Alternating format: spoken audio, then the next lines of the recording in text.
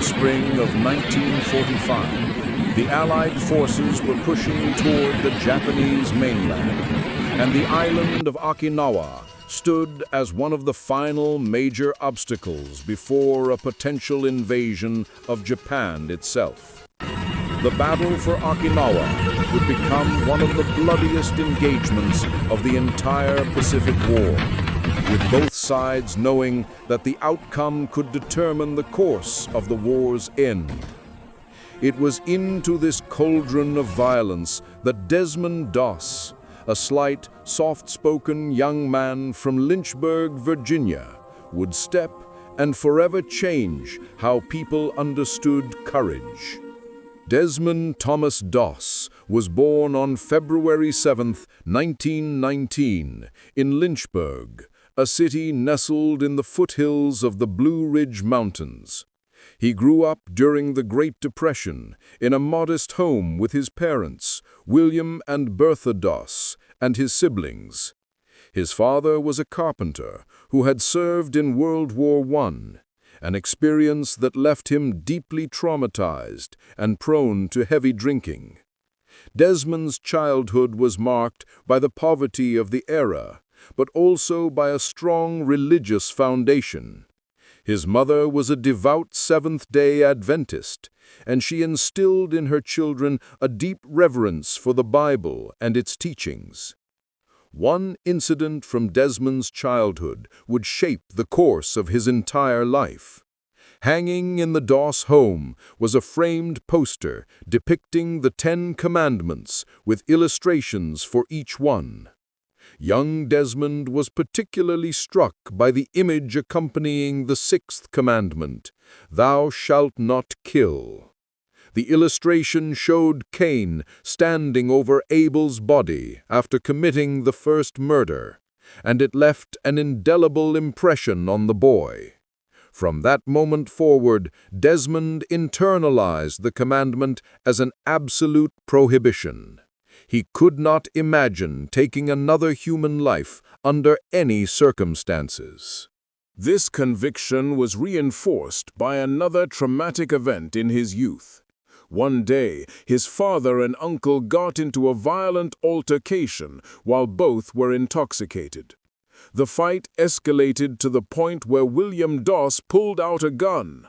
Young Desmond watched in horror as his mother intervened, and he himself grabbed the weapon and ran from the house to give it to a police officer.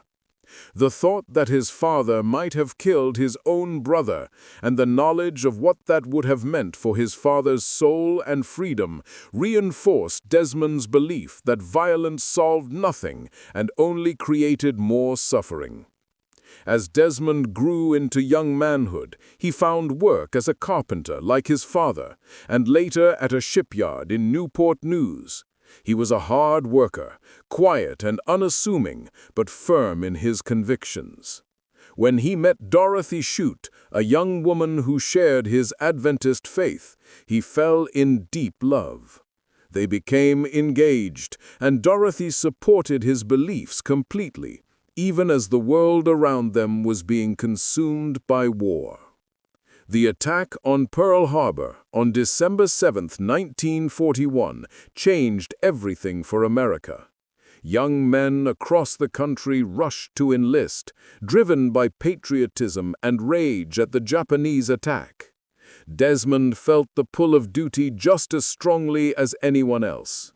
He believed in his country and wanted to serve, but he faced a dilemma that would have been incomprehensible to most Americans at that time. His religious faith forbade him from killing, and his interpretation of the Sabbath meant he couldn't work from sundown Friday to sundown Saturday. Yet, he didn't want to be seen as a coward or someone who shirked his responsibility while others fought and died. Desmond initially received a deferment because of his work at the shipyard, which was considered essential to the war effort. But he couldn't shake the feeling that he needed to do more. He had read about the heroic medics who risked their lives to save wounded soldiers, and he realized this was how he could serve. He could save lives instead of taking them. In April 1942, Desmond enlisted in the Army, specifically requesting assignment as a medic. What Desmond didn't fully anticipate was the reception he would receive from his fellow soldiers and his superiors. When he arrived at Fort Jackson in South Carolina for basic training, he quickly became the target of ridicule and hostility. His refusal to carry a weapon or train with one on Saturdays marked him as different.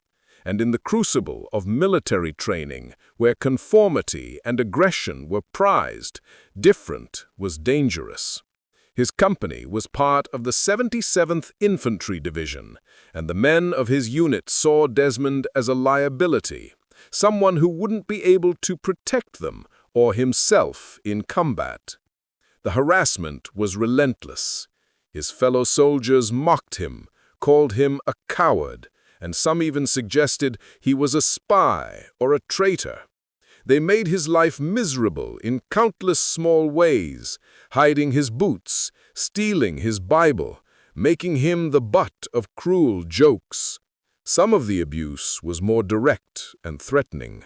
Men would tell him outright that they would shoot him themselves once they got into combat, that they'd make sure he didn't come back. These weren't idle threats made in the heat of argument.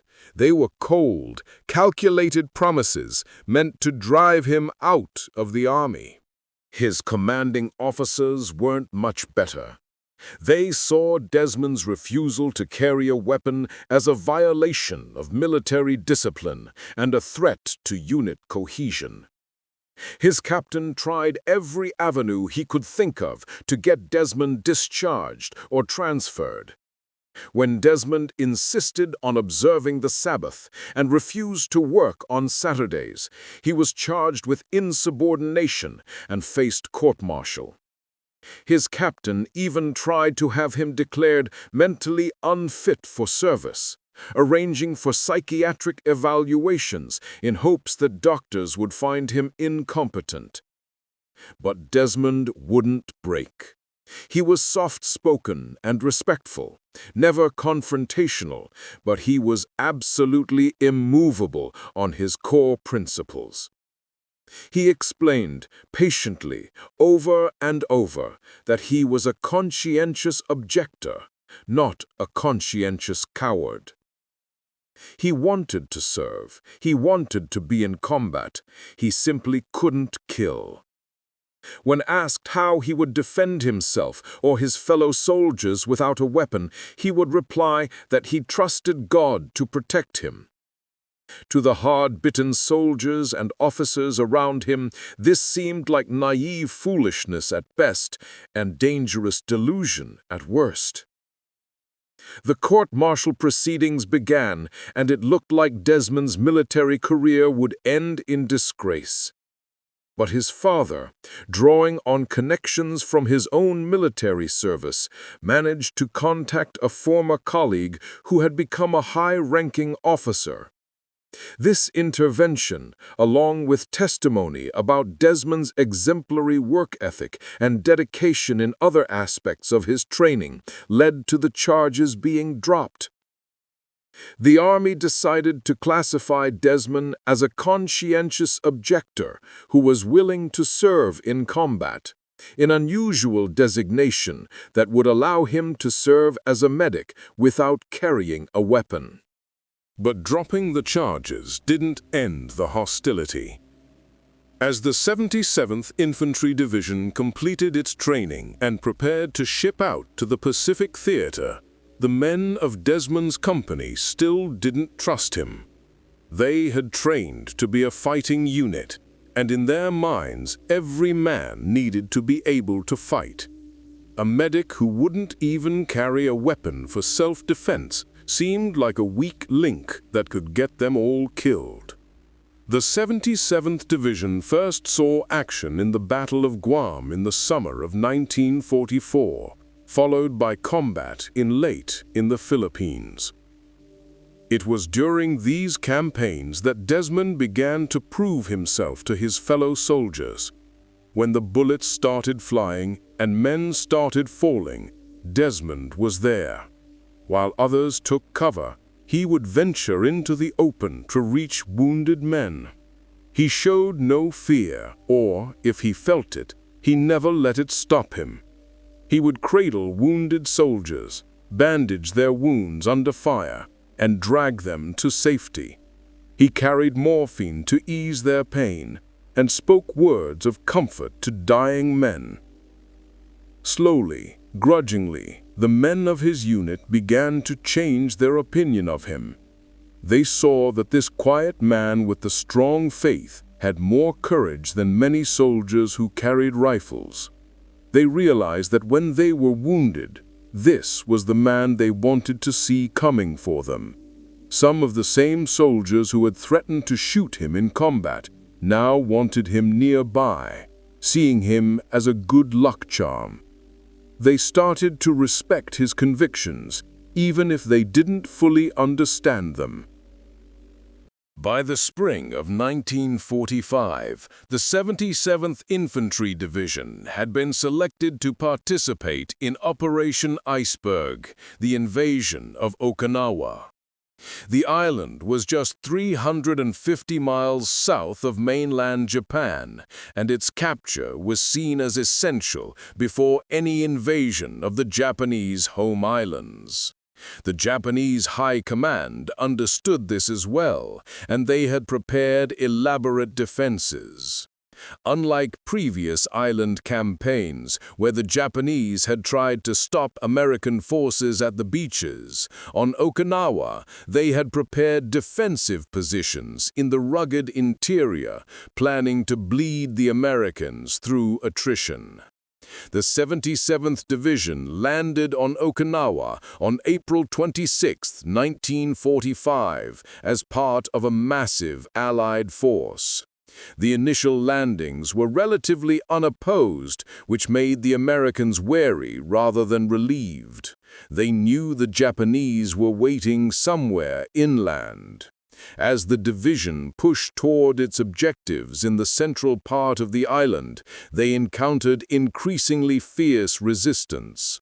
The terrain was brutally difficult, with steep ridges, deep ravines, and caves that the Japanese had turned into fortified positions.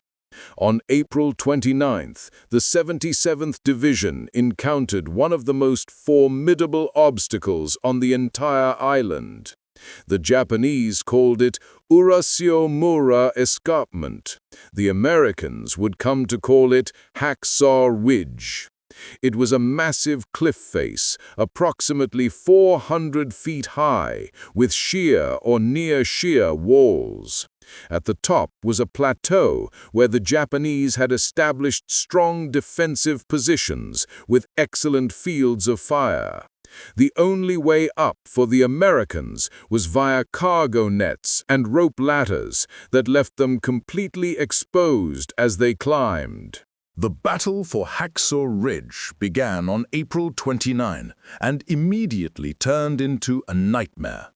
As American soldiers climbed the escarpment, Japanese forces rained down machine gun fire, grenades, and mortar rounds. Men fell from the cargo nets, wounded or dead, plummeting to the rocks below.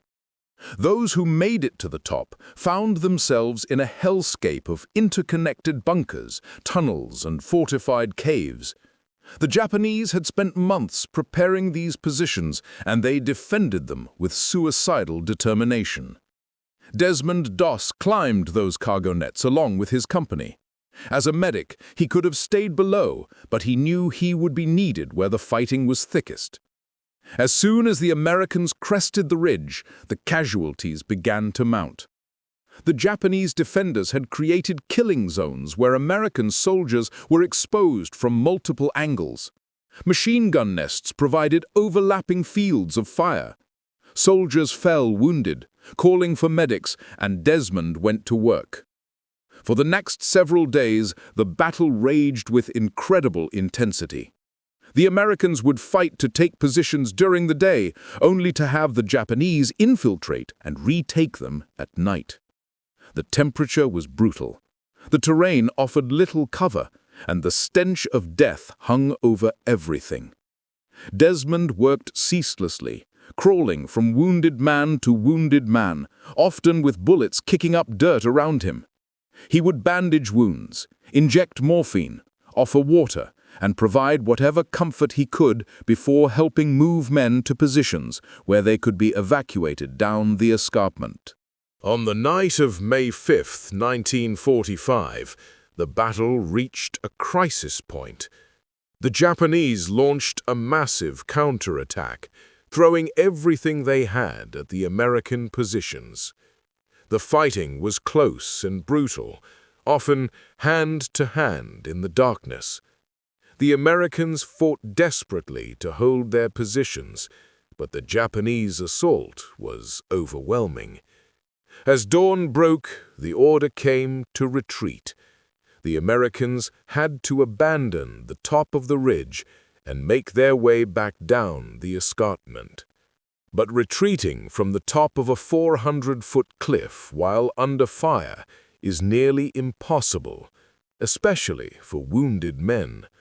As the able-bodied soldiers rappelled down or climbed down the cargo nets, dozens of wounded men were left behind on the plateau. These men were unable to walk or climb down on their own, and in the chaos of the retreat, there simply wasn't time to evacuate them all. They faced the prospect of being left to be captured, tortured, and killed by the Japanese. Desmond Doss refused to leave them. While everyone else retreated, he stayed on top of Hacksaw Ridge. He was alone now, with no one to help him and no one to protect him. The Japanese were still firing, still trying to secure the area, and he was a lone American soldier without a weapon. But he had work to do.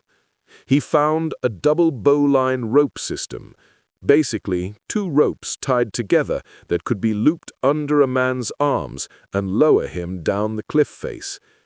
He positioned himself near the edge of the escarpment and began his work. He would run across the exposed plateau to reach a wounded man, often drawing fire. He would check the man's wounds, provide whatever emergency treatment he could, and then drag or carry the soldier back to the rope. Some of these men were much larger than Desmond's slight frame, but adrenaline and determination gave him strength he didn't normally possess. He would secure the rope around each man, then carefully lower him down the cliff face to where other soldiers could receive him at the bottom and evacuate him to field hospitals. After sending each man down, Desmond would pray a simple prayer. "Dear God, let me get just one more." Then he would go back out onto that killing field to find another wounded soldier. The Japanese were still there, still firing, and Desmond was moving back and forth across an area where he could be shot at any moment. He had no weapon to defend himself, no way to fight back. All he had was his faith, his medical supplies, and his absolute determination not to leave his brothers behind. One man after another went down that rope. Some were conscious, some weren't. Some cried out in pain as the rope rubbed against their wounds. Some thanked him. Some prayed with him. Some were too far gone to speak. Desmond worked through the entire day under the scorching sun. He was exhausted, dehydrated, and operating on pure willpower. Bullets cracked past him. Grenades exploded nearby. He saw Japanese soldiers in the distance, but kept working. At one point, he found a soldier who had been so badly wounded that everyone thought he was dead. Desmond checked him and found a faint pulse. That man went down the rope too. The number of men Desmond saved that day has been debated. The Army officially credited him with saving 75 men, though some estimates placed the number even higher. Desmond himself was always modest about it, saying he didn't keep count, that he just kept praying for one more until there were no more to save. Regardless of the exact number, what he accomplished was almost superhuman. For hours, he worked alone on that ridge, making trip after trip across exposed ground, lowering wounded men to safety one by one. As evening approached and darkness began to fall, Desmond finally made his way down the escarpment himself. He was completely spent, barely able to stand. But when he reached the bottom and the other soldiers saw what he had done, the word spread rapidly. The men who had once mocked him, threatened him, and wanted him gone, now looked at him with awe and respect. They understood that this quiet man with the Bible in his pocket had done something extraordinary, something that most of them, armed as they were, wouldn't have had the courage to attempt. But Desmond's war wasn't over. The 77th Division regrouped and prepared to retake Hacksaw Ridge. When they assaulted the escarpment again, Desmond was with them. He continued to serve as a medic, continuing to risk his life to save others. On May 21, during fighting near Hacksaw Ridge, Desmond was wounded for the first time when a grenade went off near him, embedding shrapnel throughout his legs. He treated himself, bandaging his own wounds, and waited for litter bearers to evacuate him. But while he was being carried away from the front lines, the group came under fire, and several of the litter bearers were wounded. Desmond, despite his own injuries, crawled off the litter and insisted that another more critically wounded soldier be evacuated in his place. While waiting for evacuation after giving up his spot on the litter, Desmond was struck by a sniper's bullet that shattered his left arm. The injury was severe, but rather than call attention to it and take medical personnel away from other wounded soldiers, Desmond fashioned a splint out of a rifle stock. The irony was not lost on him that the only time he held a rifle in combat was to use it to stabilize his own shattered arm. He bound his arm to the rifle stock and waited his turn for evacuation. Finally, Desmond was evacuated from Okinawa and sent to a hospital. His arm would require extensive surgery and would never fully recover. During his hospitalization, he also contracted tuberculosis, which would plague him for years afterward. He spent 5.5 years in Veterans Administration hospitals, undergoing multiple surgeries and treatments. The tuberculosis eventually necessitated the removal of one of his lungs and several of his ribs, leaving him physically diminished for the rest of his life.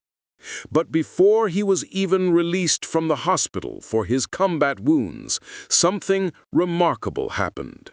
On October 12, 1945, President Harry S. Truman presented Desmond Doss with the Medal of Honor, America's highest military decoration for valor in combat. Desmond became the first conscientious objector to receive the Medal of Honor. When President Truman placed the medal around his neck, he reportedly said, "I'm proud of you. You really deserve this. I consider this a greater honor than being president." The citation for Desmond's Medal of Honor detailed his actions at Hacksaw Ridge, but also noted other acts of heroism during the Okinawa campaign. It described how he had repeatedly braved enemy fire to rescue wounded soldiers, how he had stayed behind when everyone else retreated, and how he had continued to serve even after being wounded himself. The citation emphasized not just his courage, but his selflessness and his unwavering dedication to saving lives. After the war, Desmond returned to Virginia and married his sweetheart, Dorothy. They had one son, Desmond Jr., and Desmond tried to live a quiet life. But the tuberculosis he had contracted continued to cause him problems. The treatments available at that time were harsh and invasive, and they left him deaf in one ear and with permanent lung damage. He couldn't work as a carpenter anymore because he simply didn't have the physical capacity. He and Dorothy struggled financially for years. Despite his hardships, Desmond never complained and never sought special treatment. He was a humble man who saw his actions on Hacksaw Ridge as simply doing his duty. He spoke at churches and schools occasionally, always emphasizing his faith and the importance of standing up for one's convictions. He encouraged young people to trust in God and to have the courage to be different if their principles required it. Desmond Doss's story was relatively unknown to the general public for decades. Military historians knew about him, and within the Seventh-day Adventist community, he was something of a hero. But most Americans had never heard of him. This changed somewhat with a 2004 documentary called The Conscientious Objector, which told his story to a wider audience. But it wasn't until 2016, when director Mel Gibson released the film Hacksaw Ridge, that Desmond's story reached a global audience. Sadly, Desmond Doss did not live to see the film that would make him famous around the world. He passed away on March 23, 2006, at the age of 87, with Dorothy having preceded him in death in 1991. He was buried in the National Cemetery in Chattanooga, Tennessee, with full military honors. But his legacy lived on, and when Hacksaw Ridge was released a decade after his death, it introduced millions of people to the story of the medic who saved 75 men without firing a shot. What makes Desmond Doss's story so compelling is not just the extraordinary heroism he displayed, but the journey he took to get to that point. He was a man who faced contempt and hostility from the very people he wanted to serve alongside. He endured months of harassment, threats, and ridicule. He was nearly court-martialed and kicked out of the army. Lesser men would have given up, would have accepted a discharge and gone home. But Desmond believed deeply that he had a calling to serve, and he persevered through all the abuse and all the obstacles. When his moment came on top of Hacksaw Ridge, he could have retreated with everyone else. No one would have blamed him. He had no weapon to defend himself, and staying behind was almost certainly a death sentence. But his faith told him that every life was precious, that every wounded soldier was someone's son or brother or father, and that he had the ability to save them if he just had the courage to try. So he stayed, and he prayed, and he worked, and he saved life after life, while expecting at any moment to be killed himself. The story of Desmond Doss challenges our assumptions about what courage looks like. In a world that often equates bravery with violence, with the willingness to fight and kill, Desmond showed that there is another kind of courage. The courage to stand firm in your convictions, even when everyone around you says you're wrong. The courage to stay when everyone else runs. The courage to save lives instead of taking them, even in the middle of the most brutal combat. His story reminds us that true heroism isn't about how many enemies you kill, but about how many lives you save, how many people you help, and how true you stay to your principles, even when the cost is high.